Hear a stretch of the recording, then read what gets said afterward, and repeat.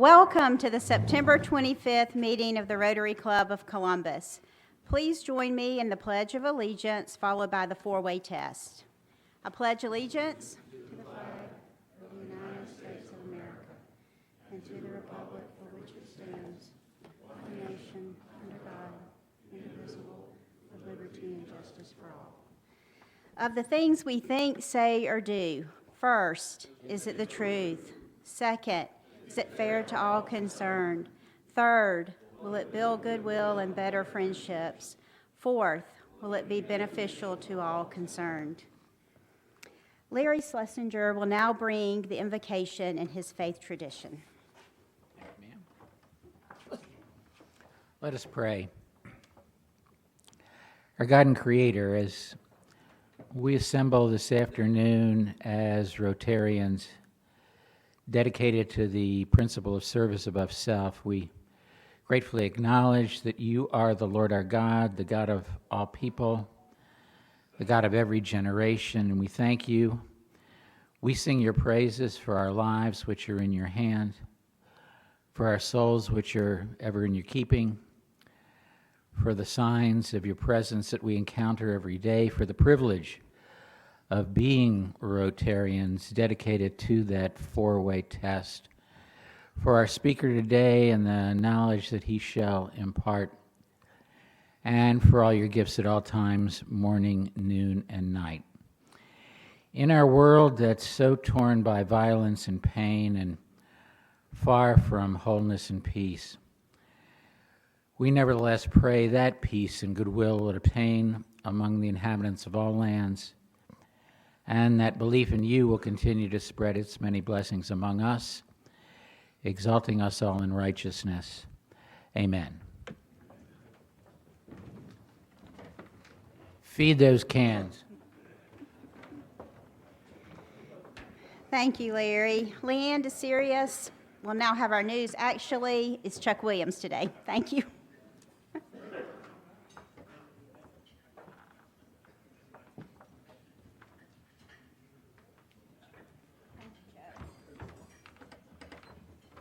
Pinch hitting for Leanne. To quote that great philosopher, Jimmy Buffett, late great philosopher, there is a squall brewing in the Gulf Stream. Hurricane Helene was just upgraded at 11 o'clock this morning to a hurricane. It is moving into the Gulf of Mexico. And to quote Bob Jeswal, we all need to be paying attention. Here's the latest from the WRBL First Alert weather team that came out a few minutes ago. Helene has been upgraded to Category 1 at 11 this morning. The National Hurricane Center tracks Columbus and the News 3 viewing area right in the middle of the path. There are hurricane warnings, not tropical storm, hurricane warnings for Stewart, Webster, Sumter, Sly, Quitman, and Randolph counties. There are tropical storm warnings for Chambers, Lee, Macon, Bullock, Russell, Barber, Harris, Talbot, Muskogee, Chattahoochee, Marion, and Taylor. There's a tropical storm watch for Troop and Meriwether. Flood watches have been issued through Friday morning. The storm is expected to make landfall on the Florida coast sometime tomorrow afternoon. We are expecting the worst of the weather in this part of the country Thursday, early Friday morning into later in Friday morning. But just this is expected to bring power outages. Rain is moving fast. That's the good news. Power outages, rain, and high winds. So you have been forewarned. I hope you have a good day, and hope everybody can get prepared for this. Thank you, Chuck. Past President Laurie Alton will now introduce our visitors and guests. Thank you, President. Can you hear me? You can? Okay. Yes. Thank you, President Meredith and fellow Rotarians. We have two visitors with us today. Our own Rotarian Jim Cross has with him his son-in-law, Lionel Wynn. Lionel, where are you? If you would stand so we could recognize you. Great to have you. Thank you.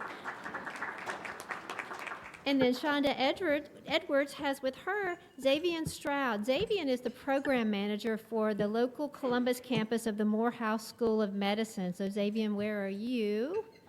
There you are. So glad to have you. So just a special re-welcome to all of our visiting Rotarians and guests. Thank you. Thank you, Laurie, and welcome to all of you. We're glad you're here. Fredo Gonzalez will now introduce our Ralph Puckett Jr. Soldier of the Week.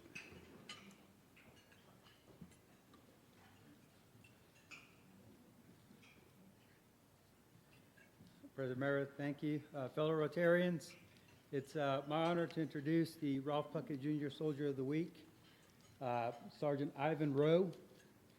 Sergeant Ivan Rowe comes from Bozeman, Montana, and he's still, after being here 5 years, still getting used to the weather here. He's married to Dr. Emily Flaherty. She's a veterinary doctor at Blue Pearl ER Hospital in Atlanta. He's currently serving as the shooting instructor at the Army Marksmanship Unit here in Fort Moore. He graduated one station unit training here at Fort Moore as an infantryman in November of 2019.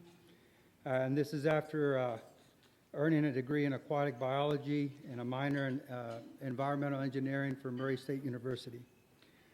His awards include the Army Commendation Medal, Army Good Conduct Medal, and the Army Service Ribbon. And in addition to those awards, he's also been awarded medal number 554 by the Civilian Marksmanship Program, the International Distinguished Rifle Medal. There's only been 554 awarded since 1962. And something else of note, not only is he in the Army Marksmanship Unit, he also went to the U.S. Olympic trials in the 10-meter air rifle shooting competition for both the team and the individual event, and also went to the trials for the 50-meter small bore rifle competition. And he made the team. And so he went out to the Olympics out in Paris, and he competed in all three events. And so what I'd like to do is present you with a few items from the Rotary Club. This book by Colonel Ralph Puckett Jr., Words for Warriors, is presented to you to commemorate your visit to the Rotary Club of Columbus, and is given to you by Rotarian Vernon Humphrey in honor of his brother-in-law, Prophet John Wesley Hill. I'll hand that to you. In addition to that, we have a certificate for the Soldier of the Week, Colonel Ralph Puckett Jr. And we also have a passport to the arts. It's for you and your wife to go have some evenings out to different shows here in Columbus, the River Center, Columbus Symphony Orchestra, National Infantry Museum, and the Springer Theater and Columbus State University Theater as well. And the last item we have for you here is the challenge coin. You know what to do with that. All right. Ladies and gentlemen, a round of applause here for Sergeant Ivan Rowe.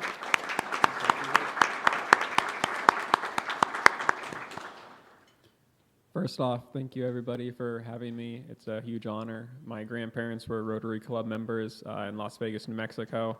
So I am a little bit familiar with the Rotary Club. I do remember as a little kid going to their luncheons every other week, and it was something that I do hold dear. So being able to come and as a guest is a huge honor for me. Thank you.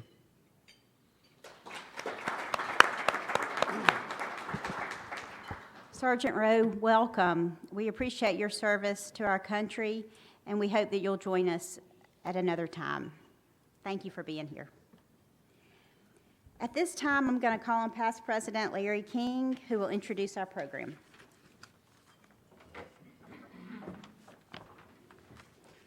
Thank you, President Meredith. It's my honor today to introduce our speaker, who's J.R. Ramsay. J.R.'s late father was a long-time, very close friend of mine, and we were also colleagues back in the 70s and 80s at Merrill Lynch. J.R. is a native of Columbus, He has a BS degree in computer science from Georgia Tech. He has his master's degree from CSU in cybersecurity. He has spent almost 4 decades now in the computer and cybersecurity arena. He's been a computer analyst for National Security Agency. He's been a financial software developer for Delta Data, and he is presently an application security consultant at TSYS Global Payments. His presentation today is going to be cybersecurity, scam proofing yourself. I think in today's environment that is a very, very important topic for all of us, and probably especially for us more mature Rotarians. So if you would you welcome J.R. Ramsay?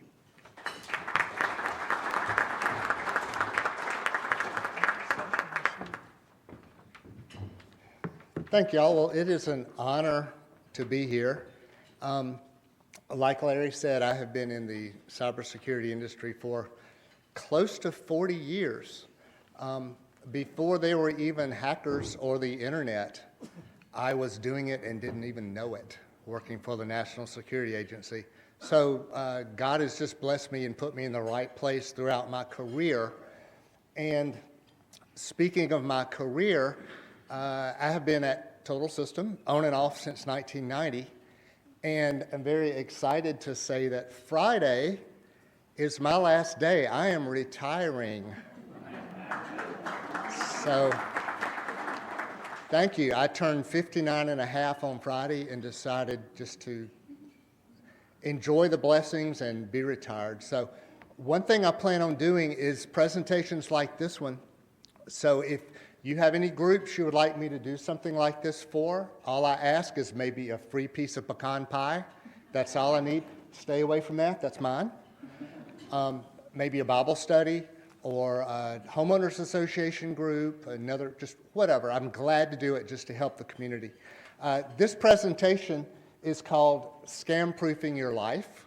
I've noticed a lot of particularly elderly people are falling scams to the scammers, and they are getting very good at what they do. So what I'd like to do is just go over the various ways that the scammers can get you on the hook, all right? So we're going to look at the way they get you on the hook using your telephone, through your computer, maybe your web browser, social media, on email, through text messages, and through social media. And so I'm going to go really fast because this is typically a 40-minute presentation, so I'm going to zoom through it. I did get a call recently. You may have received a call, something like this. The phone rings, and I'm like, hello. And the fellow says, Mr. Ramsay, I am calling from Synovus Bank in Columbus, Georgia. You have had a $43,000 withdrawal from your account, and we wanted to confirm that. My name, by the way, is John Smith. Click.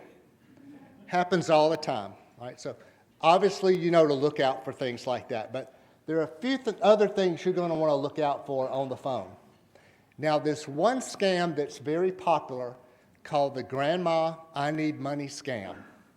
What will happen is the scammers will call typically an elderly person in the middle of the night when they're half asleep, and the phone will register their granddaughter or grandson's phone number. And in that person's voice, they will hear the grandson or granddaughter saying, Grandma, I need your help. Please don't tell Dad. I've gotten in a little trouble. I've been arrested. I need $400 really quick to get out of it. Again, don't tell Dad, please. I'm going to send a friend by the house. If you could just give them $400 in cash, I'll tell you more about it in the morning. All right? The thing is, that was not the grandchild on the phone. The hackers have spoofed their phone number. And using AI, they have spoofed their voice. It sounds just like the grandchild. With AI, it only takes 3 words in your voice for the scammers to be able to create any conversation they want. 3 words is all it takes. So, how do you prevent things like this from happening? And excuse me for looking on the side, but I don't have this thing memorized. One thing you can do, if you suspect you've gotten a call like this, tell them you will call them right back. Do not hit redial. That's going to get the scammer back on the phone. Dial the person's number directly or use your contacts to call them back. Typically, you're going to then really get your granddaughter or grandson, you're going to wake them up, but you're going to know you've been scammed. All right? Another thing you can do is ask the person a personal question that only your grandson or granddaughter would know. Like, we had dinner last Friday night. What did we have for dessert? Or, some question that recently happened, like, what movie did we watch the other night? All right? The scammer's not going to be able to tell you that. So that's one way you can scam-proof yourself from things like that happening. All right? There's another scam where they call and they want you to verify your information. They may pretend like they were your bank or your credit card company or the Social Security Administration.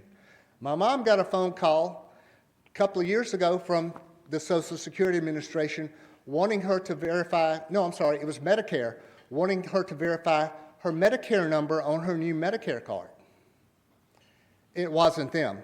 She gave them the number. Luckily, I was able to diffuse the situation. But be very careful. Typically, you're not going to have somebody call you wanting to verify your information. They may give it to you to verify, but they're not going to expect you to give it to them. So warn your elderly parents that things like that are happening all the time. Now, there's another scam, the "Can you hear me" scam. What they will do is they will call you, and you'll say hello, and they will say, "Hello, I can't hear you. Can you hear me?" expecting you to say yes. Never reply yes. They have then recorded you saying the word yes, and they're going to use that against you later by saying you agreed to something that you didn't agree to. So if you ever get somebody on the line that says, "I can't hear you, can you hear me?" don't say yes. Maybe say something like, "I can hear you." Or better yet, hang up the phone. Now, I don't answer my phone. People who try to call me who are not on my contact list or whose caller ID says unknown caller, I'm not going to answer it. They know that. All right? So I just like to alert people, if you don't recognize the phone number or the individual or you aren't expecting the call, just let it go to your voicemail. If it's important, they're going to call you back. There's even a setting on your iPhone that you can take to where it will immediately send to voicemail any calls that are not in your contact list. So I think that's a smart thing to warn maybe your elderly friends or neighbors or parents about. Be very careful. Now, we've already done that. If they sound foreign, I don't want to sound racist, but it's just the way it is. Typically, these scams come from places like India, Russia, the Ukraine, and China is really bad about it. So just be careful, all right? Better safe than sorry. Now, on the computer, okay, that's the telephone. On the computer, you may have been working on your browser and you got a pop-up like this. It says something like, "You have been infected by a virus. Click this link or call this number." Typically, what you've done is you've clicked somewhere you shouldn't have. They put a pop-up on the screen. It's called phishing. They're trying to reel you in. Never click any of those links that you see on those pop-ups. Never call those phone numbers. What those people do when you call the number is they're going to be able to access your computer and under the covers either lock all your files, that's called a ransomware attack, or steal all of your passwords or your banking information. So never, ever fall for something like this. The best thing to do and I think I say on the slide, reboot the computer, it should say unplug the computer or power off the computer with the button. If you ever get a pop-up like that, don't click the close button. That may trigger something else to happen. Immediately turn off the computer with the power button, let it reset, and you should be fine. But again, never, ever call those numbers or click those links. Okay, there's some prevention methods there. I'm going to ask our guys, could I stand down there? I'm really having a hard time reading this. Is it going to mess you up if I use that microphone? Okay. My eyes are not what they all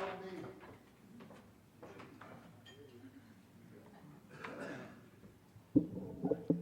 All right, am I good? Can y'all hear me? Okay, awesome. All right, let's get the slideshow back up there. You looking good, Larry.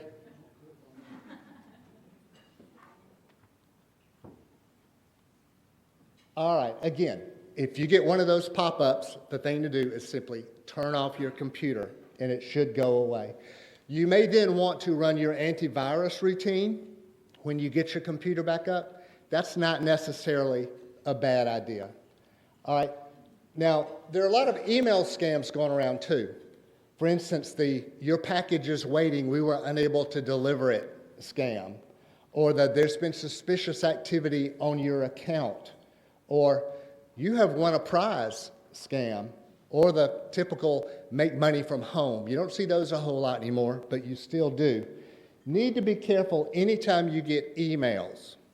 Now, one warning sign on this one, notice the from address. It's got that crazy @efly, blah, blah, blah, whatever it is, .com.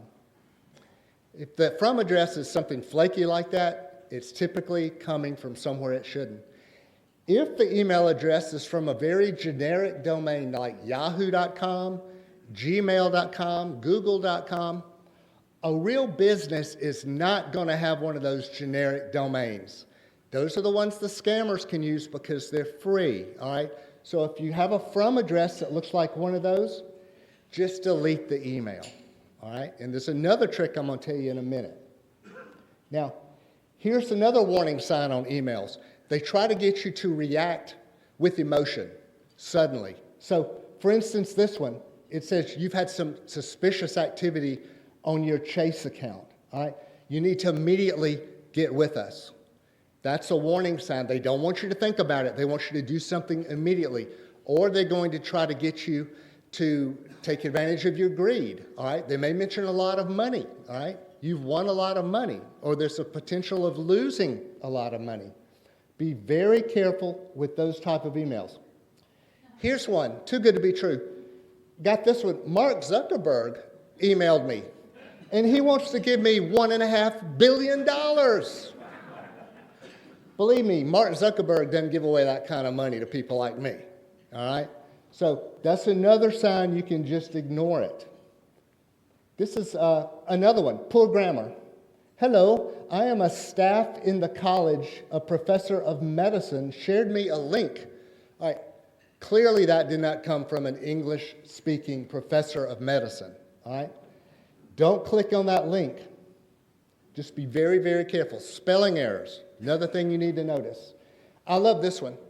This hacker didn't even know how to do a mail merge correctly, all right? It says, dear full name. And then he's got in there, old address. These guys think they're smart. Sometimes they're quite stupid, all right? So if you see something like that, just ignore it. Delete it. Now, here's a tip a lot of people don't know. A lot of times in the emails, they will see down at the bottom, click here to unsubscribe. Same thing applies for text messages. Click here to unsubscribe. What have you done by clicking there? You have now told them that you are a real person. They now know to keep barraging you with more and more scams. So never click unsubscribe or on a text message type stop if it's not something you have already subscribed to. You are just letting the scammers know, I've got a fish on the hook. Let me reel him in. All right, so he's going to be casting a lot more to you. Again, just reboot your computer, delete the email, and run your virus scan if you think you need to. Now, with text messages, you get some really stupid ones. I love this one. This guy got one that says, your order will be delivered by DHL tomorrow. Notice the link, scamchargeback.com. The guy even replied to him and said, hey, just a heads up, might want to use a URL that doesn't say scam chargeback in it. All right? I like to play with these scammers. I'll keep them on the hook because it's what I know what I'm doing. Just delete the text, all right? Don't mess with them. But they are fun to play with. They are fun to tie them up. Here's one I love. Nathan, if you have a diagnosis of ovarian cancer, so the guy replied, he said, how many females do you know named Nathan? By the way, I'm not even Nathan. I love this one. Notice the pretty naked girl there? All right. Hey, how are you doing today? The guy said, just send me the virus link. And you'll notice she sent him the virus link.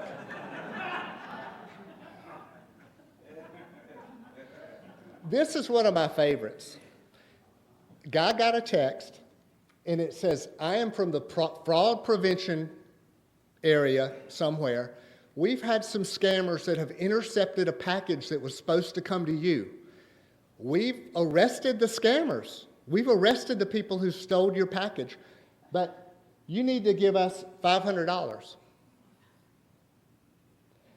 So the guy replied. He said, I'm trying to think, where would the package be from? And the scammer said, it came from lottery money stuff for you a long time ago. And then he does this whole spiel about, I need you to send me $500 and I'll arrest the scammers that stole your package and I'll send you your package. Well, the guy replied and said, do you have a picture of them? Wanting a picture of the people that they had supposedly arrested. Well, he sent him a picture of the package.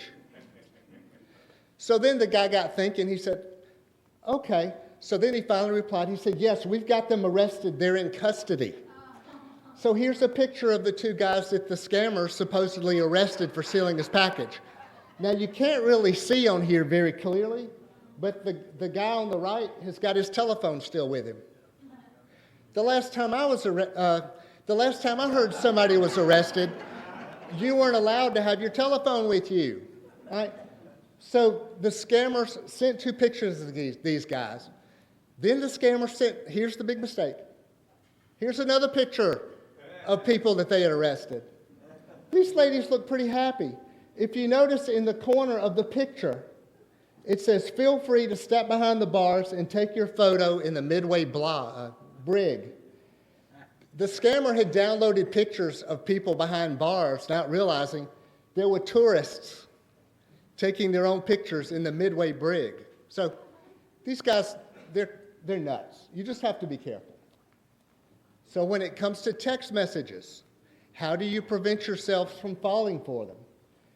Never send, if they send you a verification code, never forward it to somebody else. They're up to something. Never click a link in a text message unless you are expecting the text message in the first place. Again, don't unsubscribe or type back stop. That's just telling them that they've got a fish on the hook. And if you feel like you've got to follow up, if you get a message, say from Synovus, but you're suspicious about it, don't reply to the text. Call Synovus and ask them. All right, they're going to tell you if you're going to lose sleep over it. Now, social media. You have to be really careful about social media. A lot of people fall for these. All right, you'll see a question on Facebook like this. My grandma used to be a great cook. She always cooked my favorite meal. What would she cook for you? And you'll notice 1,000 people have replied, putting in their favorite food. Well, what do you think they're doing? They're building a database about that person of frequently asked questions and answers. All right, they're building a database about them. Here's another one. My favorite season is winter. What's your favorite season? Well, again, they're asking personal questions. Don't fall for things like this. This one I love. Type your birthday into the comments and watch what happens to the background. 541 people put their birthday in the comments. And then the best one is this one. The number of hours you have left to live is the same as the last 4 digits of your Social Security number. How much longer do you have left to live? And the crazy thing is, look at that. 83,000 people put their last 4 into Facebook. I see a lot of older people falling for stuff like this just because they want somebody to talk to. If you have to do stuff like this, make up fake information and put in there. Don't put real information. They're building a database about you. A couple of other things with social media. Again, don't answer security questions, all right? Never put that in your profile or answering questions about things like that. If you see something, for example, on Facebook or Instagram that you want to buy, don't click the link in social media. Go to the website of the person selling it and buy it that way. It may be a couple of extra steps, but you're going to prevent yourself from maybe going down a rabbit hole. I see people all the time posting vacation pictures on Facebook while they're still on vacation. You've just told the world your house is probably empty. Don't do that. Wait till you get home if you have to do something like that. And I try to tell my younger friends and my students at CSU and at Total System, anything you put on social media, it's there forever, all right? Even if you delete it, it's still there. So just be very wary of anything you put on social media. Last but not least, this is just a slide showing passwords and how quickly AI can determine what your passwords are. The thing here is you want to use long passwords, use some letters, some special characters, some numbers. What I like to do is use a passphrase, because it needs to be something you can remember unless you use a password vault. So what you can do is you can put like 3 words together, like beans, fish, rotary, all right? You can remember those 3, but it's going to take AI a long time to figure out something that long. So use passphrases instead of passwords, all right? That can get you far. Let me just summarize really, really quickly, and I think the guys are going to email you this presentation, so you'll have it. But just in summary, again, if you're using passwords, use strong passwords, all right? Use multi-factor anytime you can, particularly if you're dealing with financial or health-related apps. Multi-factor is where you either have to hold your phone up to get your picture or do your thumbprint, or they send you a passcode, all right? User IDs and passwords are not strong enough anymore, not with modern technology. Never click suspicious links. Never click unsubscribe unless it's something that you have previously subscribed to. Don't answer unknown callers on your telephone. Never say yes to an unknown caller. They're recording that. Never text verification codes to someone else. Don't answer questions asking for personal information. This is a big one, TikTok. How many of you have TikTok? All right, y'all are doing good. Y'all doing good, Meredith. Take TikTok off of your phone today. If your kids have TikTok, if your parents have TikTok, take it off of their phones today and do not allow them to put it back on. TikTok is owned by China. Everything you type in that application is going straight to them. And believe me, they are not our friends, all right? I have been lobbying Congress for years to do some TikTok legislation, and they finally are doing it. But TikTok's listening to everything you say and do on your phone. Get it off of your phone and never put it back on there. If in doubt, reboot your computer. And by reboot, I mean hit the power. Don't do the Control-Alt-Delete reboot. Actually pull the plug or hit the power button to reboot it. That'll clear out all the bad stuff. And best thing to do if you're suspicious of anybody, just don't reply. Don't let them know you are a real person, All right, they'll leave you alone that way. All right, that's it. Sorry I went so fast. Do we have time for any questions? We do have time for questions. Does Okay. anybody have any questions for JR? I have a question. All right, and I was told if you have a question to come up to the mic. Well, I have the mic. They have Oh, a okay, mic. Good. So every doctor I have has their own portal. I actually have two that speak to each other. But do you have any problems with those? Do people steal your medical information? Well, they can steal anything they want to. The good thing about these portals and these doctors is they're pretty good at protecting the information. They're going to use a reputable vendor. And if there is a breach, they're going to probably, well, they're of course going to let you know about it and probably give you free for like a year a service to help you clean up their mess. But they're fairly stable, fairly safe. Anytime you're on a browser though, you know, at the top it has the address bar. Make sure it always says HTTPS at the top. S means secure. You never want to just be on HTTP. You need to be on HTTPS. What that's going to do is encrypt the communications between your browser and the endpoint. Another good thing to do is to use what's called a VPN, a virtual private network. That scrambles and encrypts your information, again, from your computer to the outside world, so people that may be listening in or your internet provider, they're not going to be able to watch what you're doing, to do what's called a man-in-the-middle attack. Another thing you want to be able to do is there's something called a ransomware attack. A lot of the people who click links that shouldn't fall for a ransomware attack. The software in the background will encrypt your computer, and they won't give you the decryption key to decrypt it. So then you're stuck. You have to give them money to get them to decrypt your information.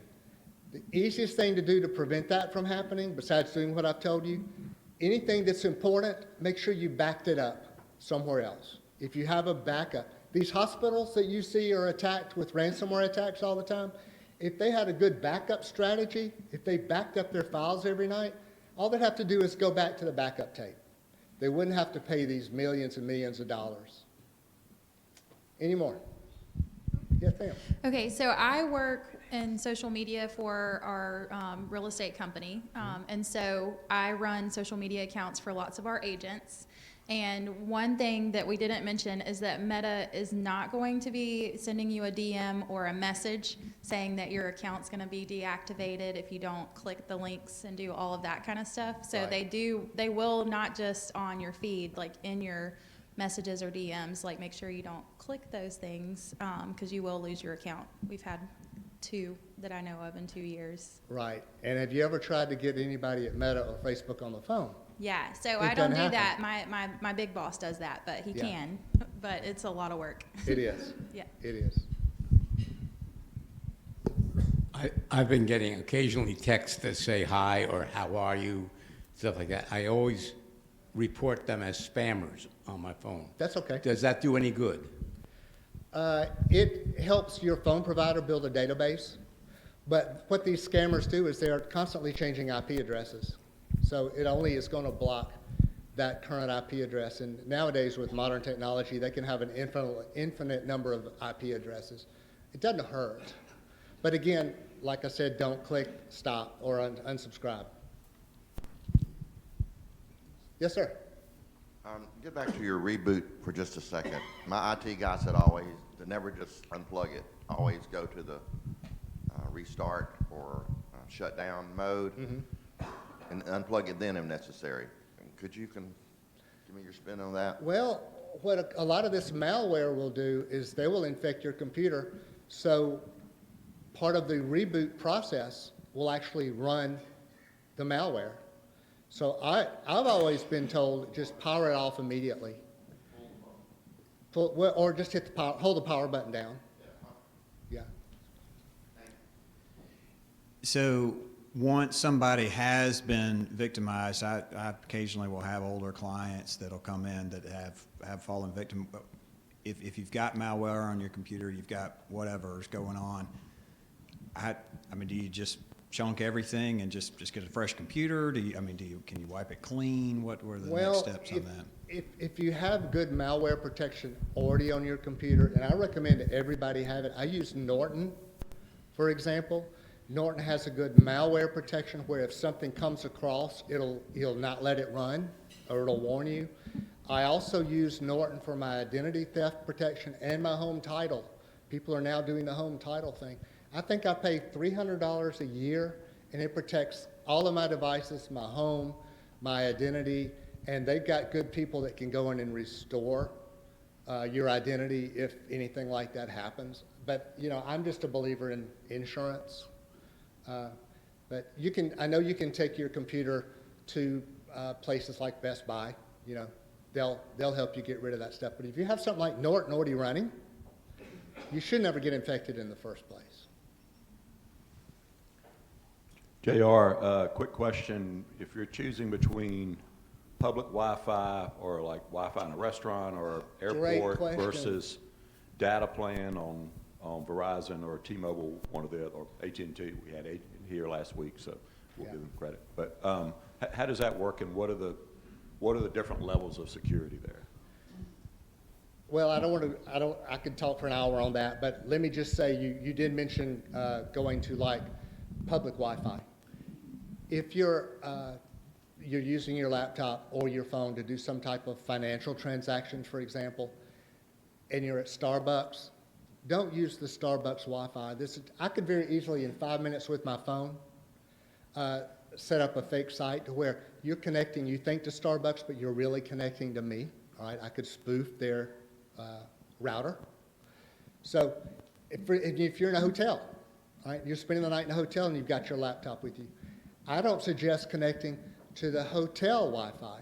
Use your phone as a hotspot. It's automatically going to be encrypted for you at that point. Or use, like I said, a VPN. If you have a VPN, you can use that. But I don't like connecting to hotspots that or Wi-Fi's that I'm unaware of unless I'm encrypted by using like a VPN. It's just not worth the risk.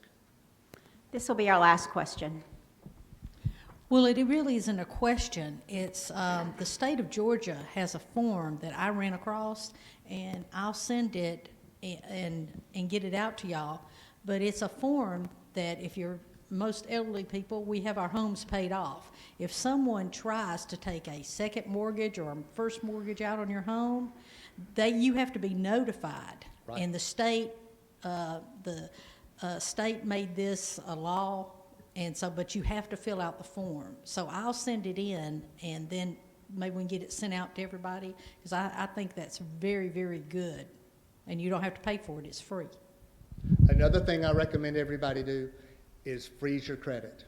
That way, with the three, you have to go to each of the three credit bureaus, but once you do that, if somebody tries to take out a loan in your name, they're not going to be able to. The thing you got to remember, though, is if you ever do want to take out another loan or get another credit card, you have to find out what credit bureau they're using, and you have to temporarily unfreeze it.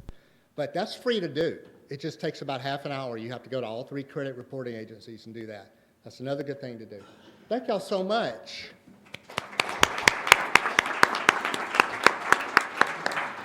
Thank you, JR. We appreciate all your knowledge and your time in sharing with us today. In your honor, we're going to place a children's book in the Columbus Public Library. So thank you again for being with us. I would like to re-welcome all our visiting Rotarians and guests and our Soldier of the Week. Thank you all for being with us. Natalia, would you like to give us a report on your weekend in Peachtree City?